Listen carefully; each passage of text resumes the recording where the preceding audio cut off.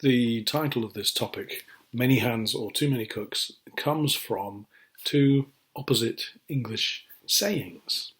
They are, first saying is, many hands make light work.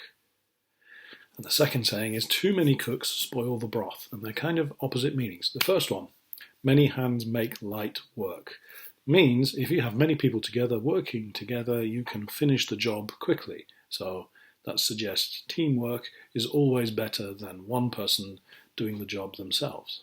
If you've ever tried to make a bed, it's actually more efficient if you have two people working, putting the sheets on, than just one. You know that though, right? You do help put the sheets on the bed, right? The second expression is too many cooks spoil the broth. Broth is a thick soup. Spoil means make bad. The idea is that if you're in a kitchen and you're cooking, you don't want two cooks, two chefs, because one will put salt in and one will put pepper, and then the other one will put more salt in and the other one will put more pepper in, and before you know it, the meal is disgusting.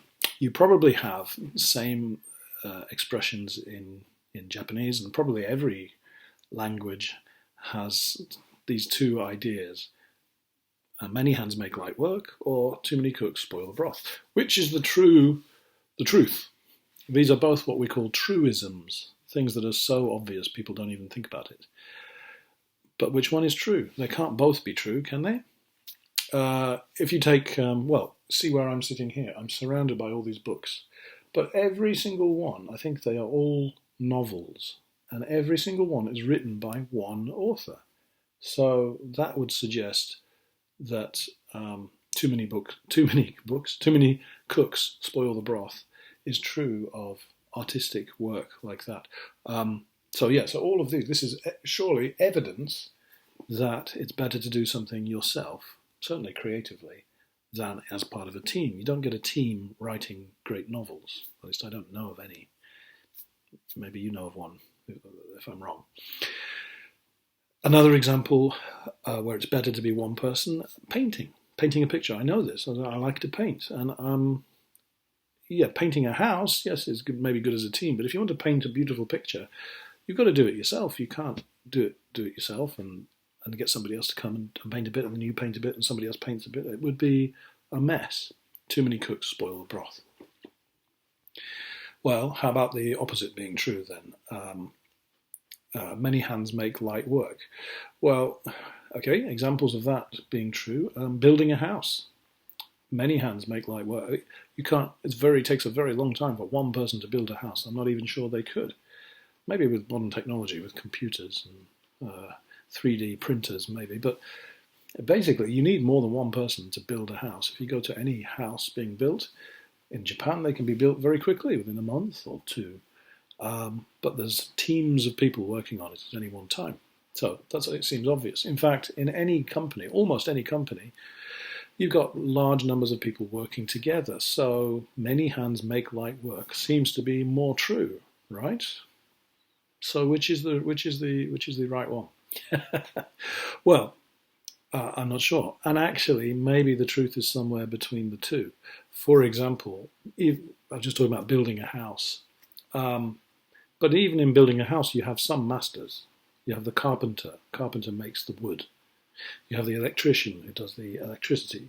You have the roof maker who specializes in roofs. You have the floor layer who specializes in floors. So they are all masters. They are all working independently.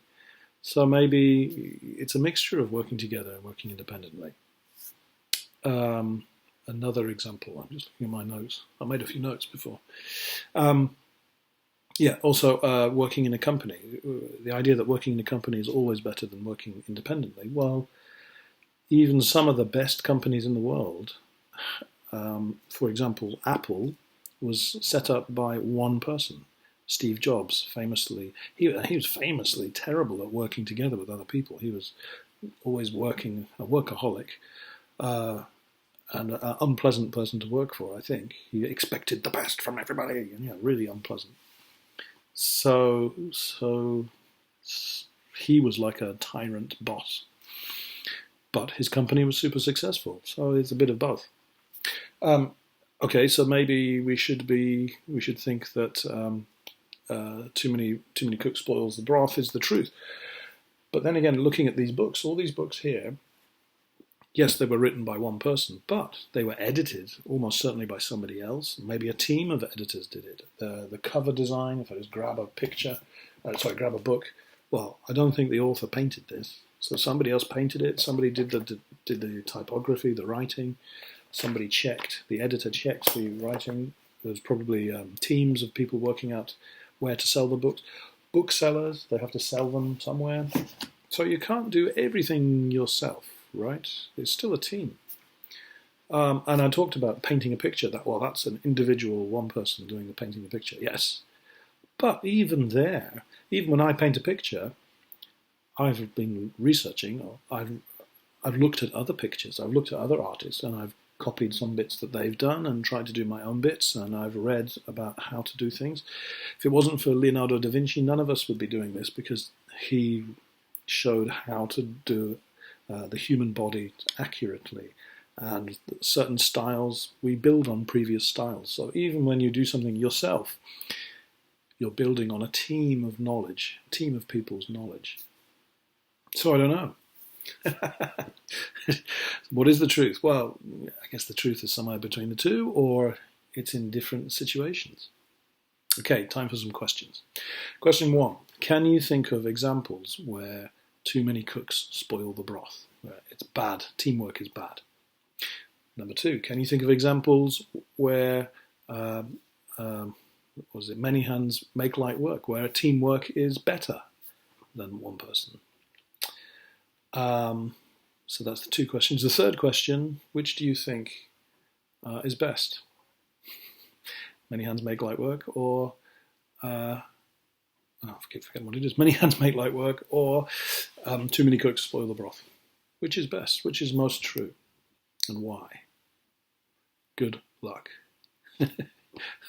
Anyway, that's the topic to have a think about. Okay, and I'll talk to you soon.